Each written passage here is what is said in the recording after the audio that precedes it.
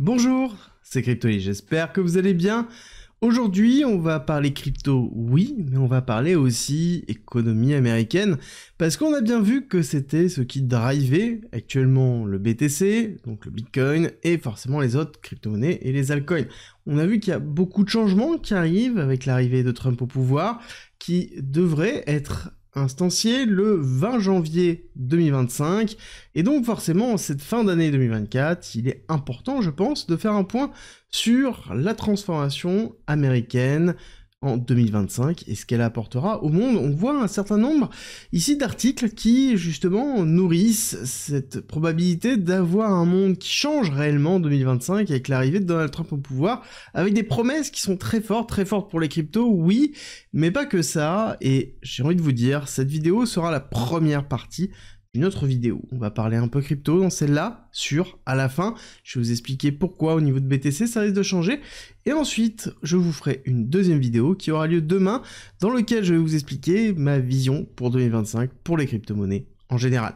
Et si vous voulez me soutenir, c'est simple, likez, partagez et surtout abonnez-vous. Je sais qu'il y a plus de 50% des personnes qui regardent mes vidéos qui ne sont pas abonnées, donc c'est le bon moment pour le faire en cette fin d'année 2024 pour préparer votre année 2025 et ça vous prend quelques secondes. Bon, on attaque le sujet vif. Pourquoi on a vraiment cette transformation liée à Donald Trump ? Pourquoi c'est quelque chose qui fait rêver et en même temps qui fait drastiquement peur? Ça dépend de quel point de vue on se pose. Quand on regarde le monde, on nous dit que c'est certainement le plus gros risque économique si Donald Trump suit ses promesses de campagne. Et à côté, on a d'autres personnes qui ont une vision beaucoup plus positive sur le fait qu'on va avoir une transformation très forte au niveau du monde. Sans forcément dire que c'est positif, mais dans la tonalité, on se retrouve dans quelque chose qui est très positif. Ce qui est sûr et certain, c'est qu'on a un Donald Trump qui est très nationaliste. Ça veut dire quoi? Ça veut dire que c'est quelqu'un qui va être tourné vraiment sur les USA, pour les USA, un point c'est tout. Et la notion de tarification dans l'économie mondiale, sur le territoire américain, ça va être quelque chose qui va être vraiment un gros sujet, je pense, pour 2025. On va pas parler géopolitique, parce que je pense que très certainement géopolitique, ça va se régler assez vite, pour une raison toute bête, c'est que Donald Trump n'a absolument pas envie de faire la guerre. C'est quelque chose qu'il a montré déjà dans sa dernière présidence, il n'a pas envie de faire la guerre, et il ne fera pas la guerre. Donc il mettra tout en œuvre pour ne pas aller à la guerre, mais par contre, il ira dans une autre type de guerre, qui sera la guerre économique, quelque chose qu'il maîtrise vraiment très fort. C'est quelque chose qui se voit déjà assez vite sur les graphiques, au niveau du DXY qui représente la force du dollar par rapport à toutes les autres devises. Et on va pas se cacher aussi par rapport à l'Europe. On est à 50% dedans, un petit peu plus ou moins, ça dépend, d'euros. Donc c'est-à-dire quand on a un indice dollar qui monte, ça veut dire qu'on a un euro qui est faible par rapport au dollar. Et on voit un dollar qui monte, et techniquement qui est en train de casser les 108. C'est un niveau qui est vraiment très important. Si jamais on break vraiment ce niveau ici et qu'on repart dans l'accélération, ça veut dire que si on fait ça et qu'on accélère, là-dessus il va falloir dézoomer, même dézoomer très fort, parce que les prochaines targets vont être 121, et là ça veut dire qu'on part vraiment dans, ici, une Amérique très forte et puissante qui redomine une grosse partie du monde économique. Et là, on va parler justement aussi des BRICS, sur le fait que les BRICS ont fait beaucoup de bruit sur la notion de dédollarisation, ont fait beaucoup de bruit sur la notion de contre-pouvoir par rapport aux USA, mais les différentes nouvelles qu'on a pu avoir, notamment avec la Chine, le fait qu'on a beaucoup d'émissions qui sont prévues pour l'année à venir en termes de dette, ça veut dire qu'on est vraiment dans une phase de refinancement au niveau de la Chine, on a une économie qui est en train de se restructurer, donc c'est quelque chose qui n'est pas positif, en tout cas court terme, qui est très positif long terme, mais ça veut dire aussi qu'on laisse la place aux USA de redevenir leader pendant en tout cas quelques années, c'est quelque chose qui va être certainement saisi au niveau des USA. Et comme je vous ai dit, c'est quelque chose qui va se voir et qui se voit même au niveau du pétrole actuellement. Le pétrole, c'est la représentation de l'énergie, de la consommation énergétique mondiale, et globalement, quand on parle de pétrole, on parle de croissance. Et quand on voit un pétrole qui range depuis globalement septembre 2024, avec même l'élection de Donald Trump, on voit que on a ici un pricing qui est en train d'être effectué mondialement sur le fait qu'on va avoir une demande de pétrole qui va être moyenne. En tout cas, c'est l'état actuel. Ce qui va être intéressant, ça va être vraiment, et ça c'est très important à le noter, même dans les cryptos, vous allez le voir dans quelques instants, c'est vraiment le Q1 2025. Le premier trimestre 2025 qui va être primordial. Pourquoi? Parce que c'est le moment où il y a une prise de pouvoir de la nouvelle présidence. C'est le moment dans lequel les personnes veulent marquer vraiment les transformations. On parle souvent des 90 premiers jours d'un mandat, et c'est vraiment le moment le plus important. C'est là où toutes les actions sont mises en place, c'est là où la tonalité est donnée, et c'est là où on essaie de faire la meilleure impression possible. Et comment ça se caractérise au niveau des USA? Au niveau des USA, ça va se caractériser certainement par une accélération haussière de l'économie américaine, S&P 500, Nasdaq, forcément la tech, hein. Je rappelle qu'on a ici un gouvernement américain qui va être très tourné vers la techno, avec derrière un soutien de Elon Musk. On ne sait pas si Elon Musk qui soutient le gouvernement ou l'inverse, je pense que ça va être vraiment un mix des deux, mais on va avoir une tech vraiment prépondérante. Et donc la tech, on sait que c'est très volatile, très spéculateur, et ça va permettre de pousser à la hausse très fortement. Là-dessus, vous allez me dire, oui, mais on est déjà très haut. Oui, je suis d'accord avec vous, ça ne veut pas dire qu'on ne peut pas avoir des mini-bougies de correction de ce style-là, mais est-ce qu'on va avoir une correction comme la crise inflationniste? Non, pas encore. Je pense que ça arrivera, oui, mais il y a encore le temps, et quand on regarde un petit peu ce qui s'est passé dans les différentes élections américaines antérieures, et la dernière en date, ça a été clairement il y a 4 ans, donc c'est-à-dire en décembre 2020, et là-dessus, novembre-décembre 2020, on voit qu'en effet, on a eu une hyper-accélération. D'accord? Si on remonte, systématiquement, vous verrez que suite à une élection américaine, on peut avoir une petite bougie comme là, rouge, mais de base, on est plutôt boule sur l'année en cours, enfin l'année qui suit. Et je pense que ça va être quelque chose qui va être vraiment fort au niveau des USA, et donc ça veut dire qu'on va avoir des US qui vont être très puissants, avec derrière un combat économique très fort, parce qu'on sent derrière qu'il y a une notion aussi, que ce soit de la Chine, donc qui est le moteur économique mondial, qui commence à ralentir, mais ce qui est en même temps aussi logique par rapport à l'évolution qu'ils ont pu avoir. Je ne vais pas rentrer dans le détail dedans, mais il faut comprendre que c'est une phase qui est normale, c'est une phase de transformation économique structurelle. Les USA et l'Europe sont passés déjà par ces phases-là, donc c'est normal de voir la Chine faire la même chose. Et par contre, l'élément le plus important à surveiller, ça va être ici, le Russell, avec les small caps, donc les 2000 plus gros small caps US, et pour ces small caps, on n'a pas à casser la TH, enfin très très peu, juste une micro-mèche. Alors que sur le Nasdaq, sur le S&P 500, on a eu déjà des hyper-accélérations. Et ce qui va être très important de voir, ça va être les politiques de Trump qui vont être effectuées, notamment sur les small caps. Est-ce qu'on va avoir un impact sur l'économie vraiment purement US, parce que c'est un petit peu ça, America First, je vous l'ai dit en début de vidéo, et quel va être l'impact par rapport à ça? Pourquoi je vous dis tout ça? Parce que, clairement, ça a un impact sur les cryptos. Le S&P 500, le Nasdaq, les USA, on le voit, ont un impact énorme sur les crypto-monnaies. Pour rappel, on a plusieurs choses qui rentrent en compte. On va avoir forcément les ETF, spot, Bitcoin, oui, on a la réglementation, oui, on a la notion de réserve, je vais revenir dessus dans, encore une fois, quelques instants. Mais comprenez bien que là, on est en fin 2024, en préparation de 2025. Et là, la question que l'on se pose, c'est quelle va être pour les USA l'année 2025? Et je pense que ça va être une année qui va être très très verte. Et ça va être une année très verte à partir du moment où on aura passé ici l'augmentation potentielle des taux japonais. On a vu en août, le 5 août, si vous vous rappelez bien de la chute monumentale qu'on a pu connaître au niveau du S&P 500, d'accord, on est dans cette mèche ici, c'était le cash and carry, donc c'était quelque chose qui dépendait du yen.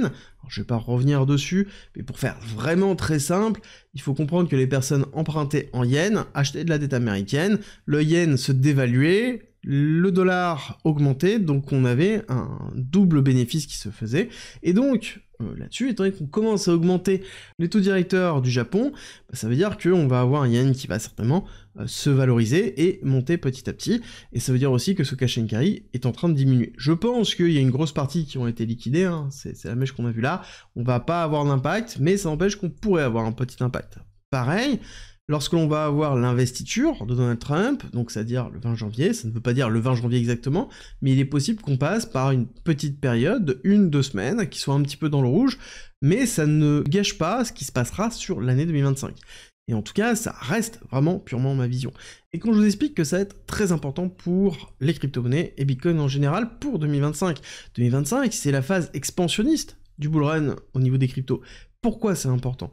Parce que ici, si on a un S&P 500 et un Nasdaq qui poussent, ça veut dire aussi qu'on va pas avoir, et on va très peu avoir, de friction baissière et de poids baissier au niveau de l'économie américaine. Ça veut dire aussi que la Fed aura plus tendance à être un petit peu plus large sur sa baisse des taux, donc c'est-à-dire plus de liquidités qui vont rentrer dans le marché.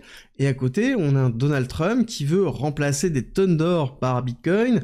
Alors, pour faire très simple, c'est globalement la notion de vouloir créer une réserve fédérale de plus d'1 million de Bitcoin pour les USA. Est-ce que ça va être mis en place ou pas?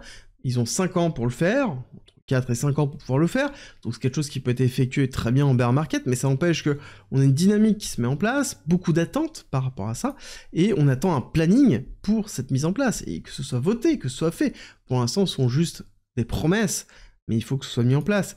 Et ce qui est sûr et certain, c'est qu'on a d'autres promesses qui sont déjà mises en place, en tout cas on commence à voir leur mise en place. Ça va être la notion purement crypto, dans lequel on va avoir des USA qui vont être tournés vers la blockchain, vers l'écosystème crypto-monnaie, avec des décisions qui ont été effectuées, les différents choix à la tête de la SEC. On va voir Paul Atkins, qui est vraiment un pro-crypto, on le sait déjà, qui va remplacer Gary Gensler, qui est un anti-crypto. On va avoir derrière la CFTC, qui va être dirigée par un ancien d'un groupe spécialisé dans l'investissement des cryptos, A16Z, d'accord, qui est vraiment un groupe purement pro-crypto. Et les deux instances, qui sont la CFTC et la SEC, sont les deux instances qui sont les plus importantes dans la réglementation de ce qu'est la crypto-monnaie et l'évolution des différents projets crypto-monnaies. Et ça, c'est vraiment quelque chose qui change. Et le plus important, c'est pas tant la SEC, le plus important, c'est la CFTC. Beaucoup de personnes ont oublié, mais il y a une véritable volonté de faire de la CFTC le régulateur des crypto-monnaies et de Bitcoin et de l'ensemble des altcoins. Et c'est Trump qui a décidé de limiter une partie de l'autorité de la SEC. Alors ce qui va être intéressant, c'est voir comment ça va se goupiller et surtout l'impact que ça aura, in fine, très rapidement sur les crypto-monnaies. Je pense qu'on va avoir une valorisation qui va être très forte. Ça, j'en parlerai un petit peu plus dans l'autre vidéo, mais en l'occurrence, on va avoir vraiment une démarche qui va être beaucoup plus libre, et certainement des gros narratifs qui vont naître de ça. En attendant, au niveau de BTC, il faut prendre du recul. Il faut prendre beaucoup de recul. On a eu une hyper accélération, si on reprend vraiment un peu l'historique sur cette année 2024, on a été vraiment poussé dans un premier temps sur la spéculation fin 2023 autour du lancement de l'ETF Spot Bitcoin, d'accord, grosse spéculation, parce que du coup on est passé quand même de 28 000 à un top de 48 000, et ensuite quand on a eu le lancement de ETF Spot Bitcoin qui a été en début d'année de 2024, on a eu un retracement qui a été assez violent, on est retourné de 48 à 38, pour repartir de 38 à, attention, 73, et on a fait un nouvel ATH, alors que le halving n'était pas passé. Première fois dans tous les cycles que c'est arrivé. Et c'est aussi la première fois qu'il y a eu un ETF qui a eu autant de liquidités qui s'est déversé en un minimum de temps. Là, on bat tous les records. Et c'est là où on prend conscience qu'il y a peut-être un shift qui a eu lieu déjà de base, même avant les élections américaines. Et ensuite, on a eu ce petit bull flag plutôt classique, et une rupture de ce bull flag liée aux élections américaines et le fait que Donald Trump ait gagné. Et là, on est passé, globalement, si on part, on va pas partir du point bas, mais on va partir ici des 58 000, on est passé de 58 000 à, attention, roulement de tambour, 108 000. Et là, on comprend qu'il y a quand même quelque chose qui change, il y a une pattern qui change, il y a en tout cas une dynamique qui change, et là, pour moi, on est dans une phase haussière, première phase haussière très forte au niveau de BTC, mais qui est en train de pricer justement toute l'année 2025. Je pense que 2025 va être très positive, pour les USA, mais aussi pour les crypto-monnaies, mais il va falloir faire attention parce qu'on va avoir beaucoup de volatilité sur 2025. La réalité, c'est qu'on a très peu de volatilité maintenant, on l'oublie, mais il faut le comparer par rapport à des choses que l'on a déjà vécues. Quand on regarde ce que l'on a vécu sur le cycle précédent, et qu'on regarde ce que l'on a là, j'ai envie de vous dire, l'écart est juste énorme. Et là, je suis vraiment sur BTC, je ne suis pas sur les altcoins. Les altcoins sont en sous-performance par rapport à Bitcoin depuis déjà un certain temps, ok, mais là, on voit surtout la force que peut avoir un bull run en termes de volatilité, on en est très loin, donc ça veut dire que ce qu'on attend, c'est un retour dans les zones de volatilité supérieures à cette partie-là, d'accord, rentrer dans cette zone-là. Tant que ce n'est pas fait, pour moi, on est quand même loin encore réellement de la phase purement expansionniste de la alt season de Bitcoin, et c'est pour ça que c'est important de prendre un maximum de recul, de regarder ce qui s'est passé là, mais aussi de revenir dans les phases précédentes pour voir ce qui s'est passé. Apprenons de ce qui s'est passé pour pouvoir statuer. Oui, on a un retracement, c'est un petit retracement par rapport à ce qu'on a l'habitude. Si on regarde un petit peu plus, on est surtout en train de consolider dans les 100 000 $, et c'est une zone qui est très difficile à passer, c'est une zone psychologique très forte, et on a déjà fait juste 2 grosses incursions dedans.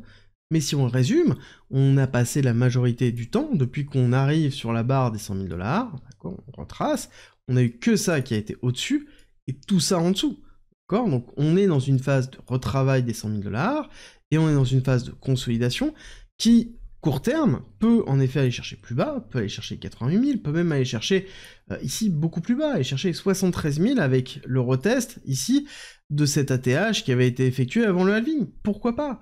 C'est quelque chose qui est le plus important et qui est la chose à retenir vraiment. Non, c'est une question de gestion du risque. Ce qui est à retenir, c'est surtout ce qui nous attend pour 2025. Et qu'à partir du moment où on s'y intéresse, ça sous-entend qu'on est plutôt bien placé. Encore une fois, sur BTC et les altcoins, quand on regarde, on voit qu'on a bien des phases expansionnistes, d'accord? On les voit ici, hein, dans lequel on a un désordre qui se met en place au niveau des altcoins avec une hyper accélération et une hyper excitation des altcoins par rapport à BTC, on le voit bien en fait, et des zones d'accalmie, de consolidation que l'on voit plutôt dans une forme d'aplatissement des altcoins par rapport à BTC. C'est quelque chose que l'on a déjà vu ici, d'accord? Regardez bien cette période-là, période d'accalmie, période d'excitation, période d'accalmie, période d'excitation. Et comme je vous l'ai dit en début de vidéo, si vous avez bien suivi, pour moi, Q1 2025, les 90 premiers jours vraiment de l'investiture de Donald Trump vont être très importants et il va y avoir beaucoup d'annonces qui vont avoir lieu. Et je pense que ces annonces vont être très importantes parce que ça va rassurer, je pense, beaucoup d'investisseurs qui vont continuer à investir dans les ETF spot Bitcoin, on en a déjà parlé, et ça c'est juste pour vous montrer vraiment le ratio. Hein. On a investi quasiment ici 40 milliards de dollars dans Bitcoin. Et est-ce qu'un retracement et une petite sortie comme on le voit là, c'est quelque chose que l'on a déjà vu? Oui, regardez, ici, ou encore ici. Ce sont à chaque fois, dans quelque chose qui est très vertical, des phases de retracement, des phases de respiration, qui sont en même temps tout à fait logiques pour une fin d'année. Ça ne veut pas dire qu'on ne peut pas retracer, ça veut juste dire que si on dézoome et qu'on comprend ça, on comprend que si on a la chance d'avoir un retracement, ça veut dire qu'on aura la chance potentiellement de renforcer pour ceux qui viennent de rentrer dans le marché, pour ceux qui sont déjà dans le marché depuis un certain temps, qui ont pris des profits, de renforcer aussi, ceux qui sont dans le marché et qui ne sont pas encore totalement rentrés, de renforcer aussi, et ceux qui sont all-in, généralement, sont déjà plutôt bien placés. Donc, normalement, tout devrait bien se passer. La seule problématique va être sur ceux qui sont en effet 100% altcoin, mais ça je vais en parler dans ma deuxième vidéo.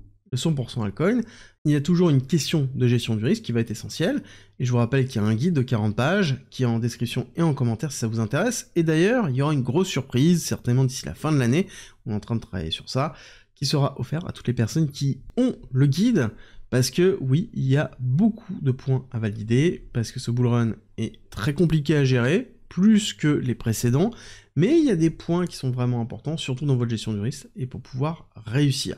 Donc oui, pour moi, ce que l'on attend, c'est un retour de la volatilité. Ce retour de la volatilité va se voir sur BTC, va se voir derrière, bien évidemment, sur les altcoins, mais encore une fois, il ne faut pas être pressé. L'autre chose à prendre en considération, pour moi, c'est que si on a bien les promesses qui sont effectuées, que ce soit sur la SEC, que ce soit sur la CFTC, que ce soit sur ici la CFTC qui devient le régulateur des crypto-monnaies, on risque de statuer très très rapidement sur Ethereum. Et si Ethereum est statué comme Bitcoin, comme une commodities, je peux vous assurer que les rentrées monétaires vont être bien plus importantes que celles que l'on voit là, et ça pourrait être en effet le début de la Ethereum Season, quelque chose qui pourrait porter beaucoup d'autres cryptos et qui pourrait être vraiment le gros départ de la Alt Season. Et ça, ce sera le sujet de la vidéo de demain, parce que oui, c'est un sujet qui est à part entière. Clairement, qu'est-ce qui va se passer pour la Altcoin Season en 2025 ? C'est un sujet qui est essentiel et qui touche beaucoup d'investisseurs qui ne sont plus sur BTC, qui sont plus sur Ethereum, mais qui sont majoritairement sur des altcoins.